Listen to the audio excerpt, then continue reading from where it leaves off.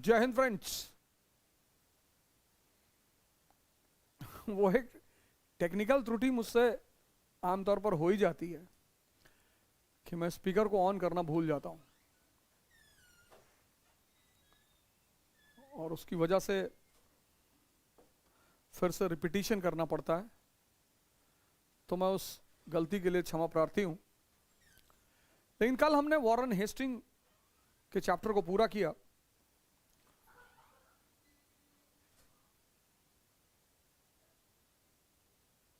और मैंने कल आपको एक फॉर्मूला भी बताया था, पॉलिसी डिपेंड्स अपॉन प्रायोरिटी।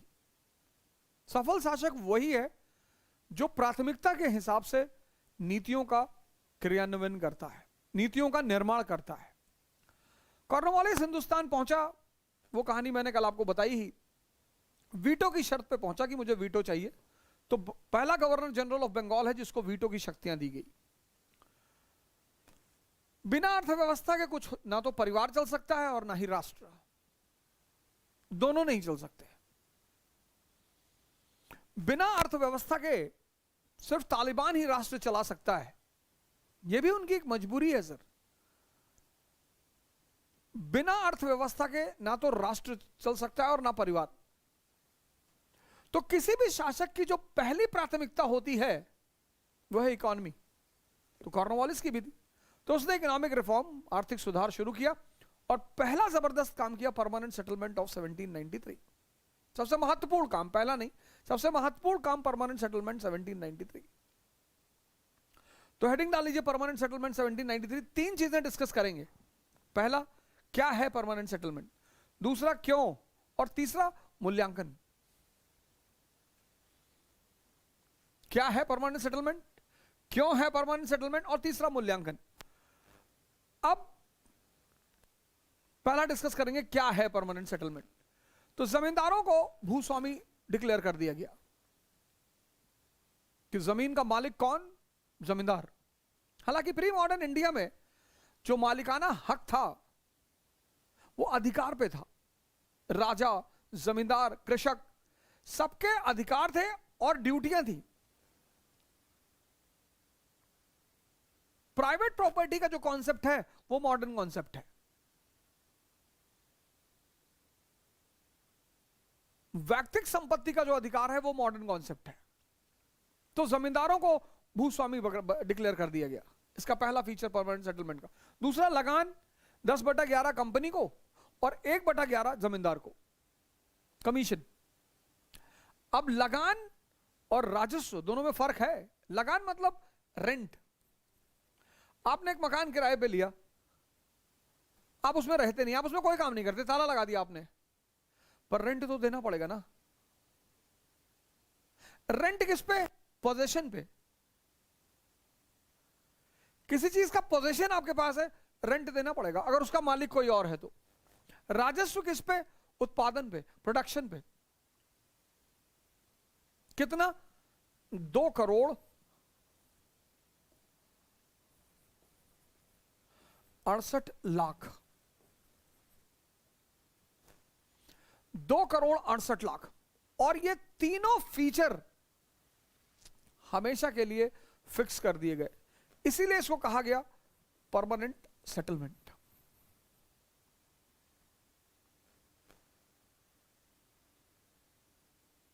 जमींदार भूस्वामी, लगान 10/11 कंपनी को, 1/11 जमींदार को, और राजस्व।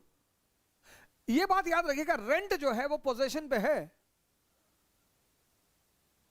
रेंट पोजेशन पे है और राजस्व उत्पादन पे है।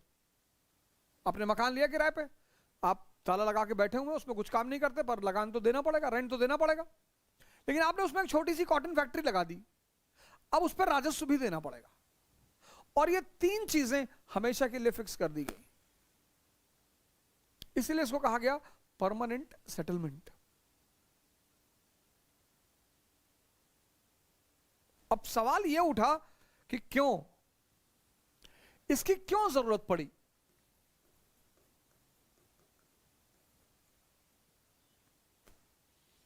अब आपने देखा होगा कि जहां भी फिक्स सैलरी है वहां जीवन में स्थिरता है। आप में से कई लोगों को दिल्ली में रहते होंगे, उनके माँ बाप उनको 25,000 रुपए महीना खर्चा देते हैं और आपको कम पड़ जाता होगा।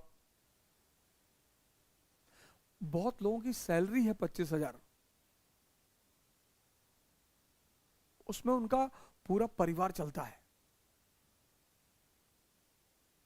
और कल मैंने आपसे कहा कि कंपनी के कई सारे उद्देश्य थे। व्यापार वाणिज्य को बढ़ावा देना था, एक्सपेंशन करना था, कंसोलिडेट करना था, और सब चीजों के लिए उसे पैसे की जरूरत थी।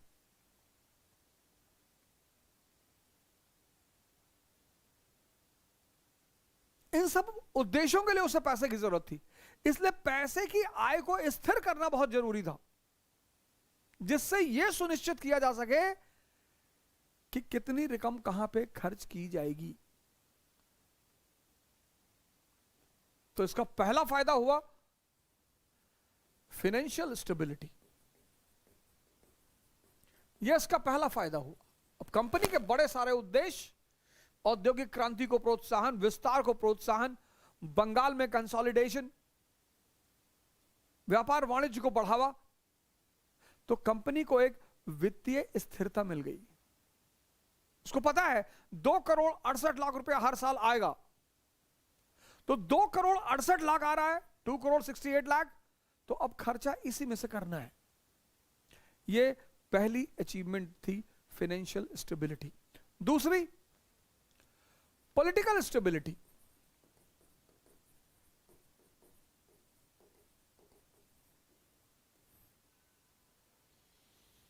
कल मैंने आपको बताया कि अकबर की राजपूत पॉलिसी का महत्व।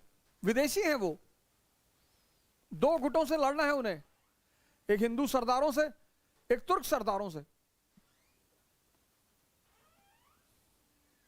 तो उन्हें एक स्थानीय मजबूत सहारा चाहिए।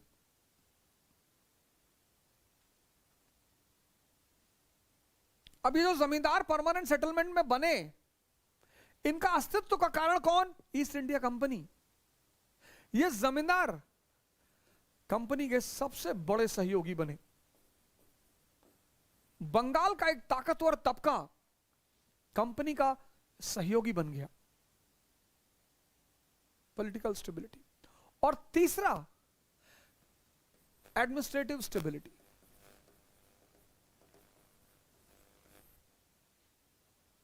मुट्ठी भर जमींदारों से, मुट्ठी भर रेवेन्यू डिपार्टमेंट स्टैब्लिश करना कितना बोझ है और कितना खर्च है। वो भी तब जब आप उस देश की राजनीति, अर्थव्यवस्था, संस्कृति से परिचित नहीं हो। वो भी तब जब आप उस देश की राजनीति, अर्थव्यवस्था, संस्कृति से परिचित नहीं हो।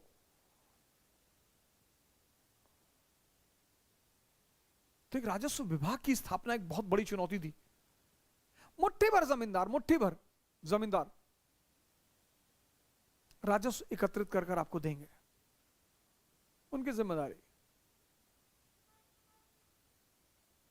अब किसके पास पैसा है, किसके पास नहीं है, कौन मर रहा है, आपको मतलब ही नहीं। ये तीन तरह का अस्थायित्व कंपनी को मिला। और इनिशियल दौर में, आरंभिक दौर में, इनिशियल फेज में ये कंपनी के लिए बहुत प्रॉफिटेबल साबित हुआ, बहुत लाभकारी साबित हुआ, बहुत लाभकारी साबित हुआ। लेकिन समय के साथ साथ लेटर ऑन इसमें कुछ बड़ी कमियां भी रही। पहली कमी कि कृषि में जो भी विकास हुआ, विस्तार हुआ, कृषि की आय में जो भी विकास हुआ, इंक्रीज, फ्यूचर में किसी भी तरह का कि जो कृषि में वृद्धि हुई, कृषि के इनकम में वृद्धि हुई, उससे कंपनी वंचित हो गई। कौन सी वृद्धि? अब जब तक कृषि किसानों के हाथ में थी, वो चावल पैदा करता था, गेहूं पैदा करता था, लेकिन धीरे धीरे जमीन महाजनों के हाथ में आ गई।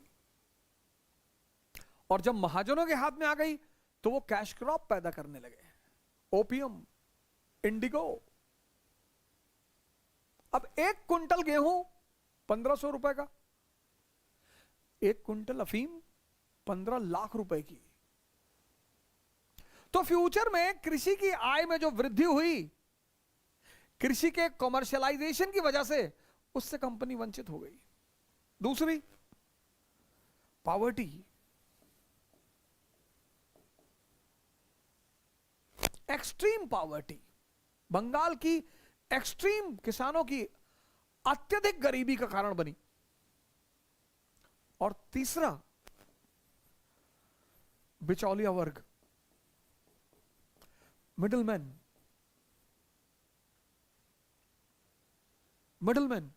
जिन्होंने बंगाल के किसानों को अपंग कर दिया।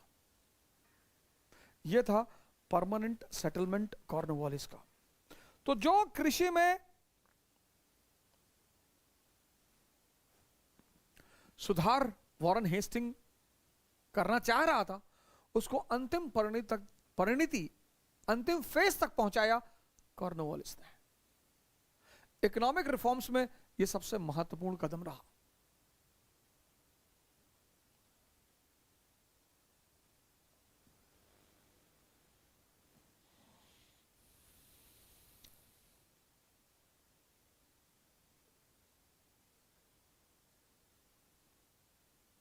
ट्रेड एंड कॉमर्स में उसने कॉन्ट्रैक्टर्स के रोल को खत्म कर दिया। ये माल को सस्ते दाम पे लेते थे और कंपनी के ऊंचे दाम पे बेचते थे, कंपनी को घाटा होता था। ठेकेदारी आज भी भारत की बर्बादी का सबसे बड़ा कारण है। ठेकेदारी आज भी भारत की बर्बादी का सबसे बड़ा कारण है। अगर एक शब्द में पूछा जाए कि भारत की बर्बादी का सबसे बड़ी वजह क्या है, वो है ठेकेदारी।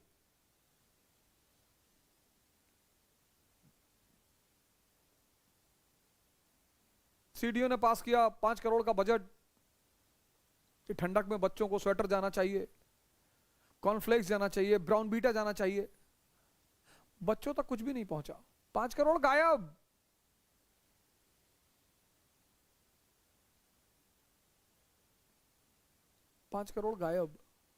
ठेकेदारी खत्म कर दिया। कमर्शियल एजेंट्स, इसकी जगह पे इसने बनाया commercial agents and residents. Commercial agents and residents, इससे व्यापार वाणिज्य को बढ़ावा मिला, अर्थव्यवस्था को व्यवस्थित किया। अब अर्थव्यवस्था के बाद दूसरा जो इसने कदम उठाया, सेकंड, कॉर्नवालिस कोड।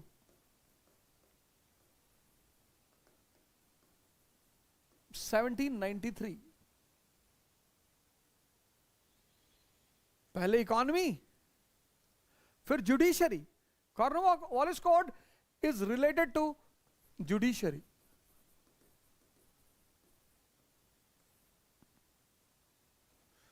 और कल मैंने आपसे कहा था कि किसी भी राज्य का संचालन जुडिशरी के बिना तो हो ही नहीं सकता। और वॉरेन हेस्टिंग ने एक रूडिमेंट्री व्यवस्था बना दी थी, दीवानी अदालत और फौजदारी अदालत। आदिम, इसने उसको सुव्यवस्थित किया। कैसे? पहला कदम, हायरार्की। दीवानी कोर्ट्स में hierarchy,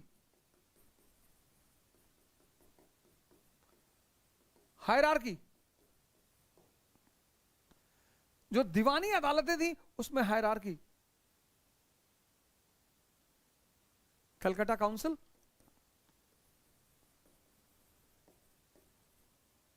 supreme court,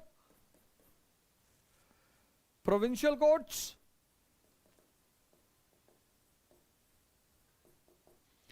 district courts, registrars, मुंसिफ्स।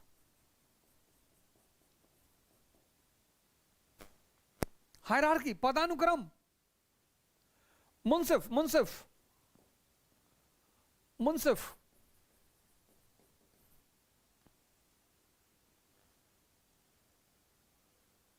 दीवानी अदालतों का पदानुक्रम मुंसिफ, registrar, district court, provincial courts,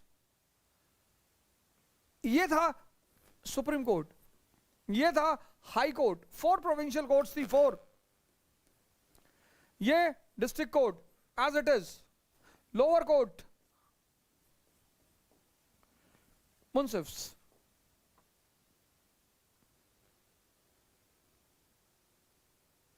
पहला काम,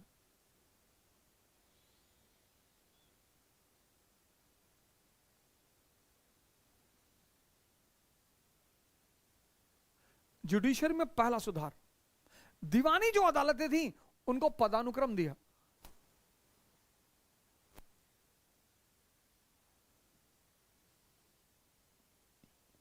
तो मुंसिफ कोर्ट 50 रुपए तक का जितना मामला है यह मुंसिफ कोर्ट देखेंगे।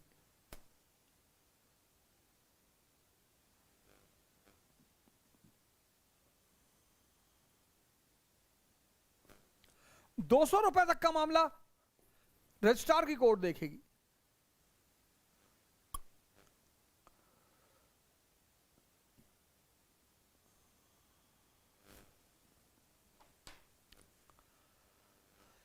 इन दोनों की अपील डिस्ट्रिक्ट कोर्ट में होगी। यह था हायरार्की, पदानुक्रम। पहला काम, दीवानी कोर्ट्स की हायरार्की बनाई। दूसरा,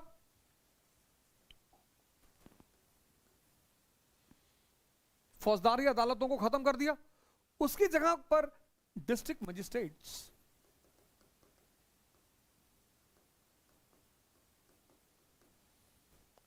डिस्ट्रिक्ट मजिस्ट्रेट्स, जिला जज,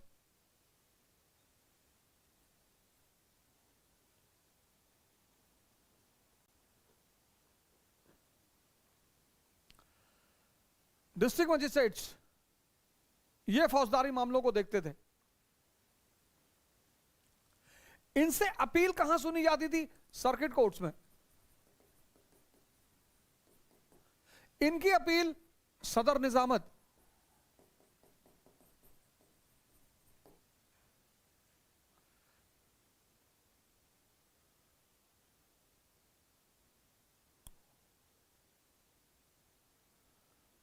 फौजदारी अदालत।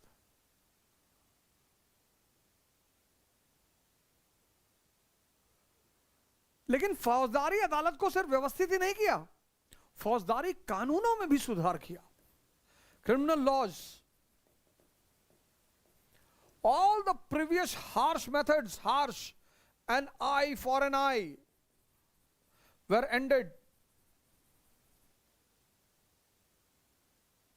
All the previous methods, an eye for an eye, all the previous harsh methods, जो पूर्व के मुगल कानून थे, जो इस्लामिक लॉज पे आधारित थे, कि किसी ने आपकी आंख निकाली, आप भी उसकी आंख निकाल लो, खत्म कर दिया।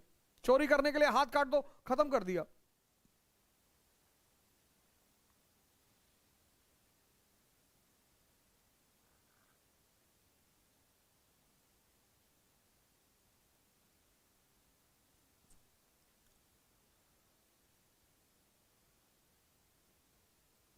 धर्म और जाति की जो विशेष सुविधा थी, विशेष छूट, विशेष रिलैक्सेशन,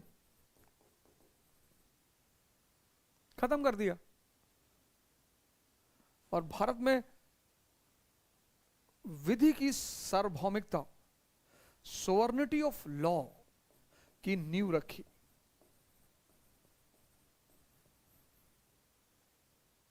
विधि की सर्वोच्चता, विधि, कानून सर्वोच्च है, धर्म सर्वोच्च नहीं है, जाति सर्वोच्च नहीं है, उसकी नींव रखी। किसने? कॉर्नवालिस ने।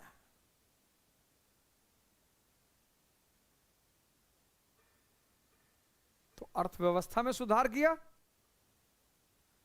न्यायालय में सुधार किया, फिर एडमिनिस्ट्रेटिव रिफॉर्म्स, एडमिनिस्ट्रेटिव रिफॉर्म्स।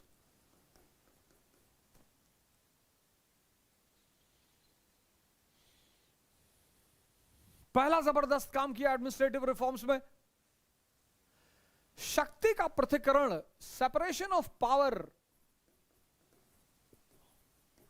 के आधार पर एडमिनिस्ट्रेटिव स्ट्रक्चर का गठन, प्रशासनिक संरचना का गठन, किस सिद्धांत पर?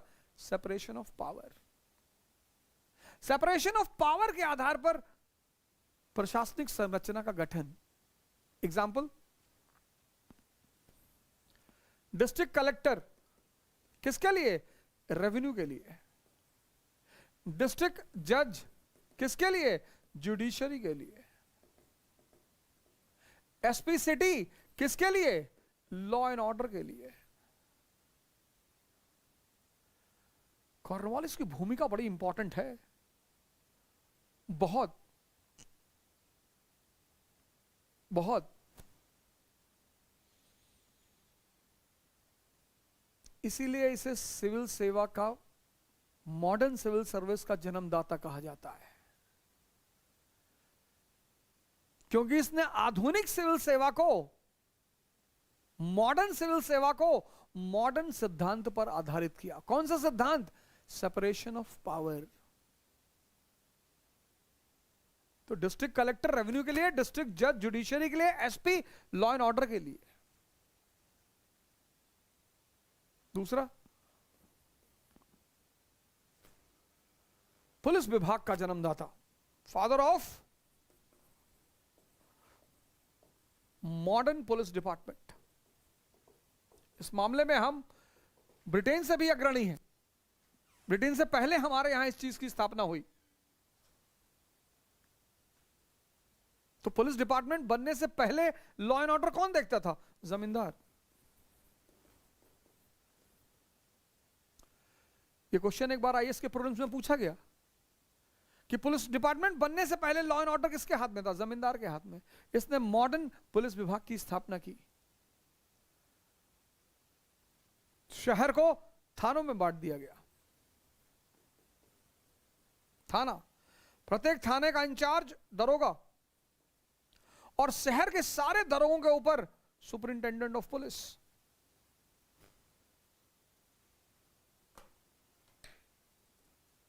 और इतना शक्तिशाली पद है दरोगा, शक्तिशाली, उच्च नहीं है, शक्तिशाली।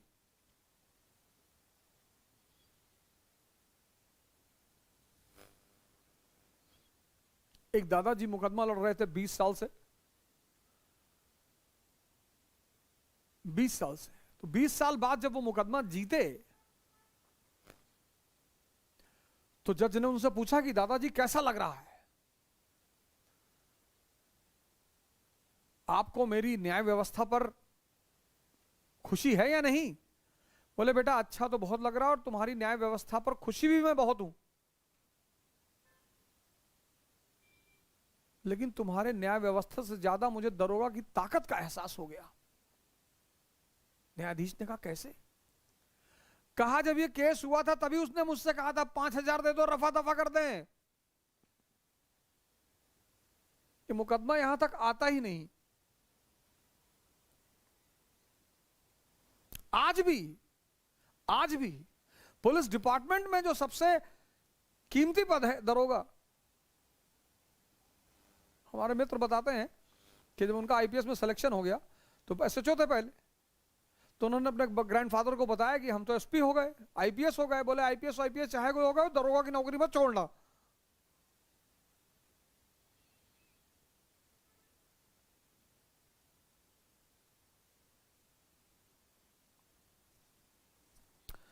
बोले हो तुम चाहे जो गए हो, लेकिन दरोगा की नौकरी मत छोड़ना।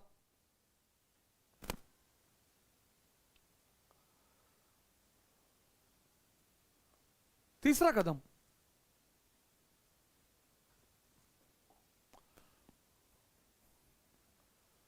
ब्राइव, करप्शन और प्राइवेट ट्रेड पर प्रहार।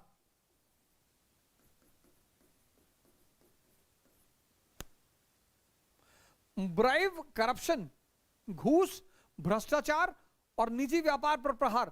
कैसे? इसने अधिकारियों की सैलरी बढ़ा दी। डिस्ट्रिक्ट कलेक्टर की सैलरी 1,500 रुपीस पर मंथ। 1793 में 1500 रुपया, और 1% कमीशन सारे रेवेन्यू कलेक्शन में।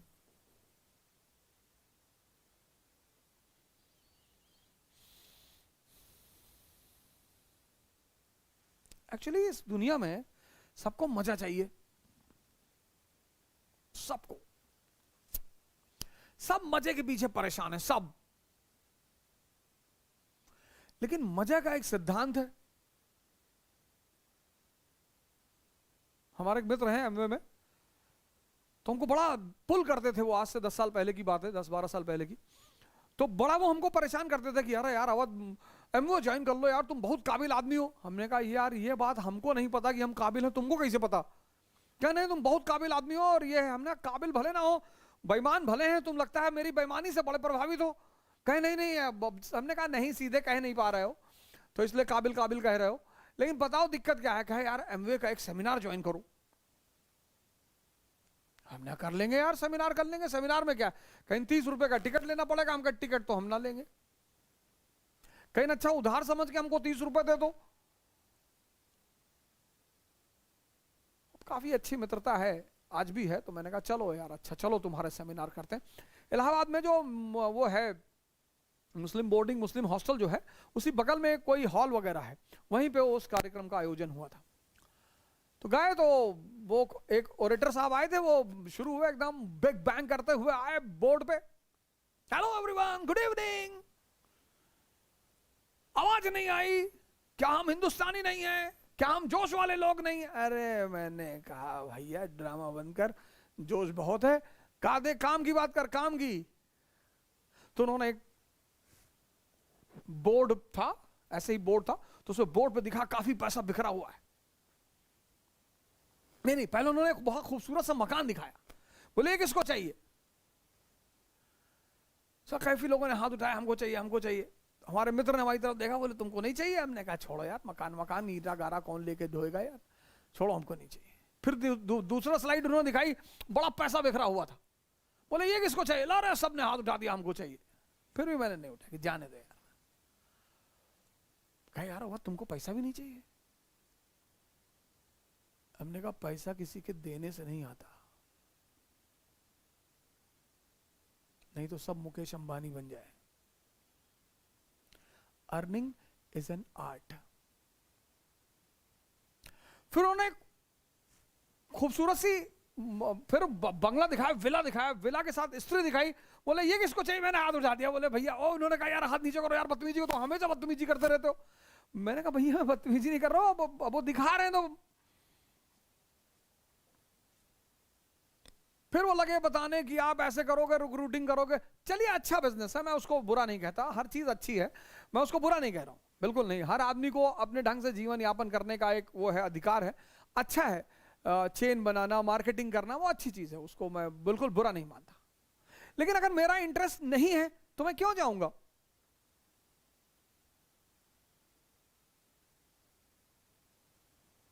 इस दुनिया में सबको मजा चाहिए,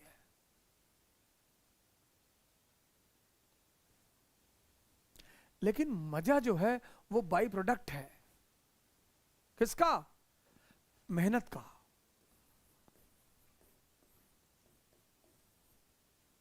मजा जो है, मजा,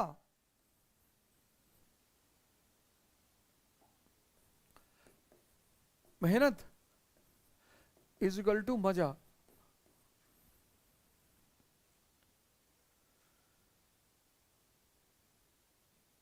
और बेहोशी वाली मेहनत नहीं, मजदूरों वाली, जागृत होश में की गई मेहनत। और तुम मेहनत नहीं करोगे, नेचर करा लेगा, उसकी तुम चिंता छोड़ दो। तुम्हें चिंता ही छोड़ दो, कुछ चीजों की चिंता छोड़ दो कि मैं जीवन में संघर्ष नहीं करना चाहता। तुम्हारे चाहने से क्या होता है? चाहने से तो अपनी सांस तो तुम रोक ही नहीं सकते, कायदे से खाने के बाद प्रेशर बन जाए तो तुम रोक ही नहीं सकते, अपनी शरीर पर तुम्हारा अपना नियंत्रण ही नहीं है।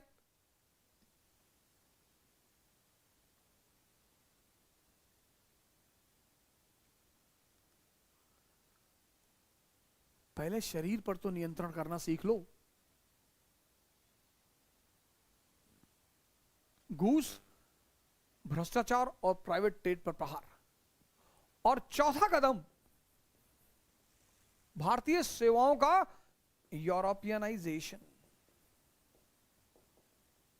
यूरोपीयकरण, भारतीय सेवाओं का यूरोपीयकरण। उसने कहा जिस पद पर यूरोपीय उपलब्ध नहीं है बस वहीं पर भारतीयों की भर्ती की जाए, क्योंकि उसने कहा कि every native of Hindustan is corrupt. अरे भैया, अगर every native of Hindustan is corrupt तो तुम अंग्रेजों के अंदर करप्शन क्यों दूर कर रहे हो? Corruption is a feature of human being. जहां गरीबी होगी, जहां मारामारी होगी, वहां करप्शन भी होगा।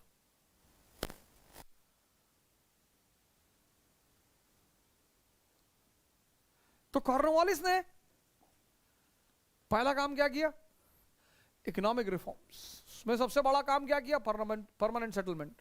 दूसरा, जुडिशियल रिफॉर्म्स, सिविल कोर्ट की हायरार्की स्टैब्लिश की, फौजदारी कोर्ट को स्टैब्लिश किया, फौजदारी कानून में सुधार किया, फिर एडमिनिस्ट्रेटिव रिफॉर्म्स।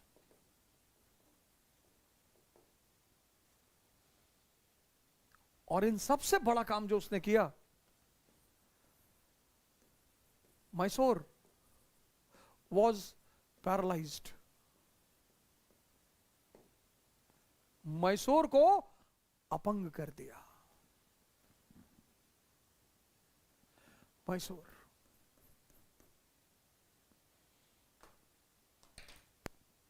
चार काम। पहला, इकोनॉमिक रिफॉर्म्स, आर्थिक सुधार में सबसे बड़ा काम क्या किया? स्थायी बंदोबस्त। जुडिशियल, सिविल कोर्ट को हायरार्की दी, फौजदारी कोर्ट को स्टैब्लिश किया, फौजदारी कानून में सुधार किया,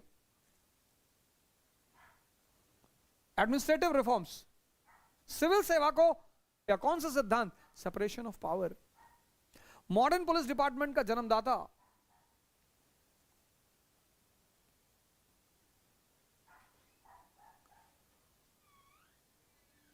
और चौथा सबसे बड़ा काम किया, मैसूर को अपंग किया। अब कैसे किया मैसूर को अपंग?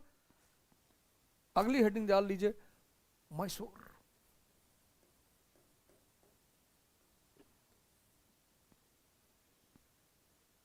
तो कर्नाटक मैंने आपको पढ़ाया, बंगाल मैंने आपको पढ़ाया, और अब मैसूर।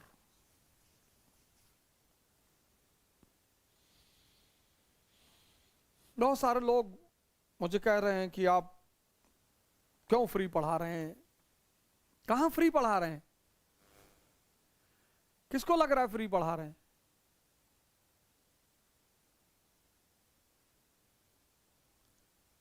इतने मैसेज मुझे आते हैं।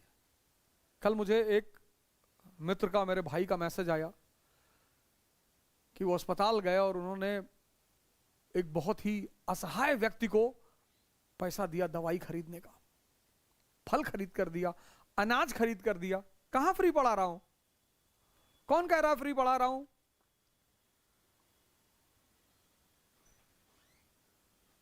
कल मैसेज किया उन्होंने, कहा आपने मना किया था इसलिए मैंने फेसबुक पर फोटो नहीं डाली। मैंने कहा बहुत अच्छा किया। दान के बारे में किसी को पता नहीं चलना चाहिए। तो जो रसीद उन्होंने सामान खरीदवाया था उसको एज अ एविडेंस मुझे भेजा कि सर ये देखिए, ये मैंने दवा खरीदवा के दी, ये मैंने फल ले आके दिया है, और ये अनाज खरीदवा के दिया है। अब सर किसी का घर ले लोगे?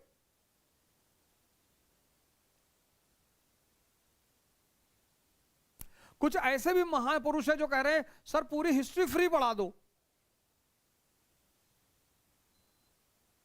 ये हरामखोरी की आदत छोड़ दो, कुछ नहीं मिलेगा, कुछ नहीं मिलेगा, कुछ नहीं।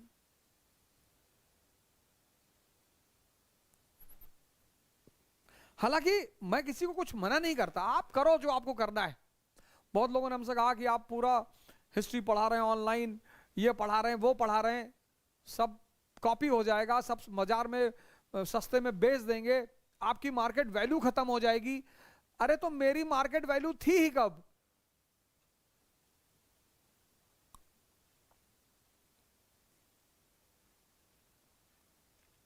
कभी कभी तो लोग मैसेज करते हैं कि आपका वो वर्ल्ड हिस्ट्री वाला पूरा नो वीडियो वो जो है पायरेटिंग हो रही, होने दो।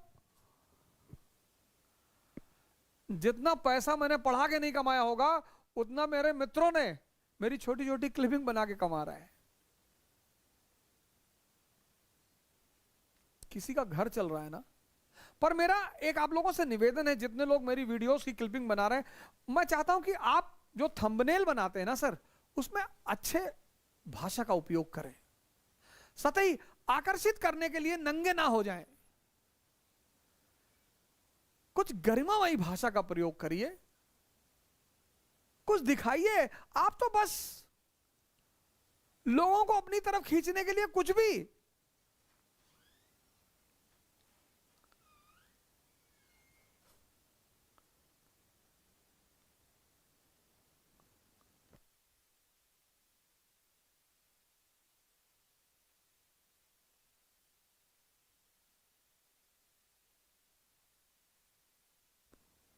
कुछ भी।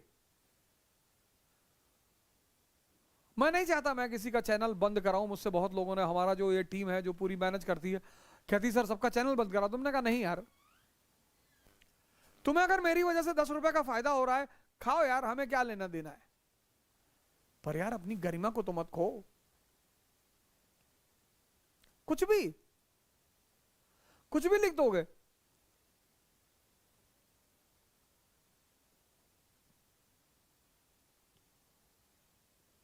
हैं?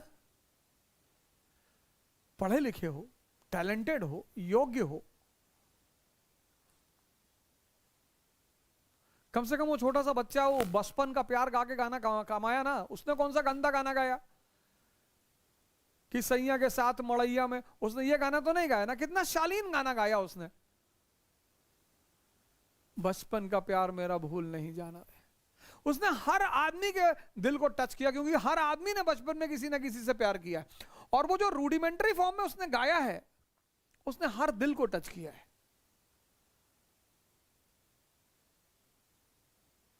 तो मैं आप लोगों से हाथ जोड़कर निवेदन कर रहा हूं कि आप चैनल बनाइए, आप वीडियो डालिए, आप कमाइए, लेकिन गरिमा का ध्यान रखिए।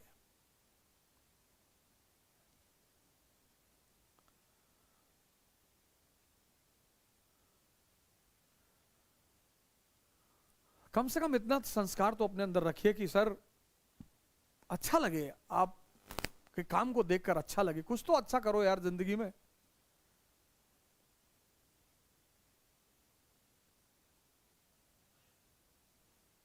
मैसूर,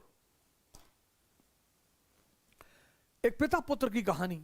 मैसूर, हैदर अली और टीपू सुल्तान। अब मैसूर जो है वो केव ऑफ अली बाबा है।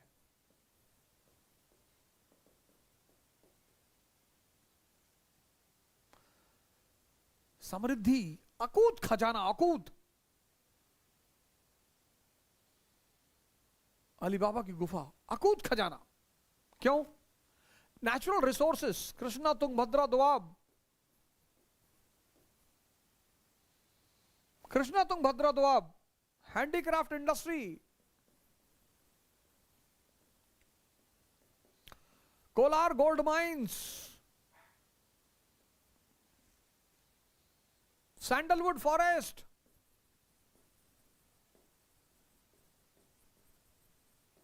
cardamom hills,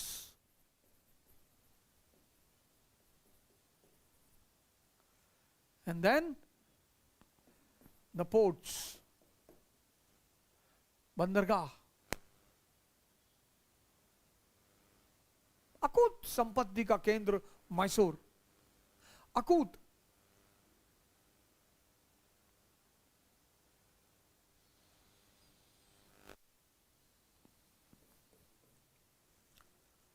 और एक सिद्धांत मैं आपको बता ही चुका हूं कि prosperity cannot survive with weakness. समृद्धि कमजोरी के साथ नहीं रह सकती। ये फॉर्मूला है सर। जब जब ये देश कमजोर हुआ, विदेशियों ने लूटा, मौर्य साम्राज्य का पतन हुआ, शाक कुषाण आए, गुप्त साम्राज्य का पतन हुआ, हूण आए, भारत सामंतवाद का शिकार हुआ, तुर्क आए, तुर्क खत्म हुए, मंगोल आए, मुगल आए। समृद्धि कमजोरी के साथ नहीं रह सकती।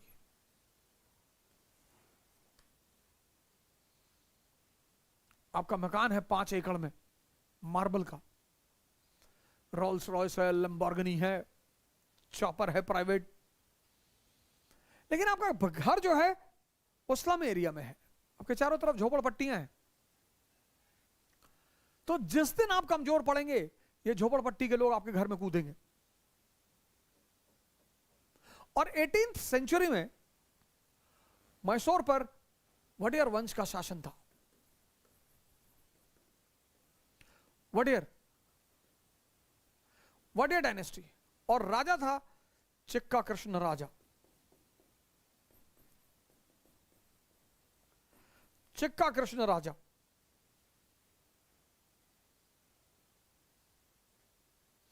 इनको डांस करने का बड़ा शौक था। 13-13, 14-14 घंटे ये डांस की प्रैक्टिस ही करते थे। राजा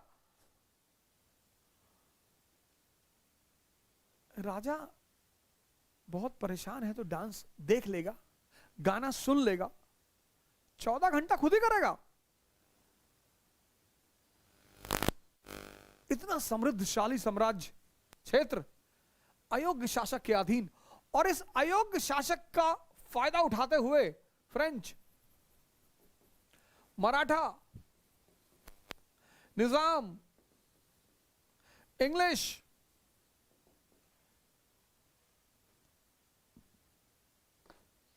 ये सब मैसूर की टेरिटरी पर हमला करते थे, लूटते थे, चले आते थे। क्योंकि समृद्धि कमजोरी के साथ नहीं रह सकती।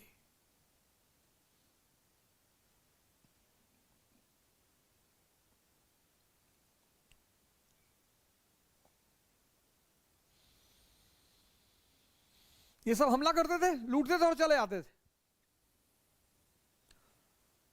और crisis in a nation is always an opportunity. For whom? For the talented person. Crisis in a nation is always an opportunity. संकट योग्य व्यक्ति के लिए अवसर होता है।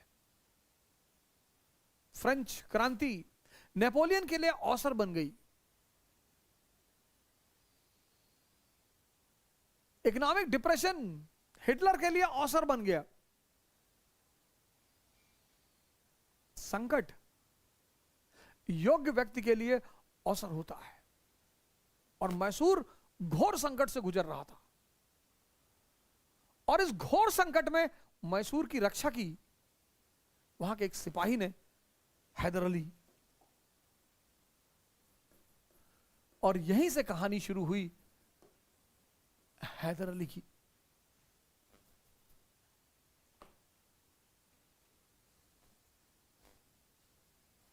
चलिए आज इतना पूरा करिए, फिर सुनाता हूं हैदर अली और टीपू सुल्तान की कहानी। जय हिंद।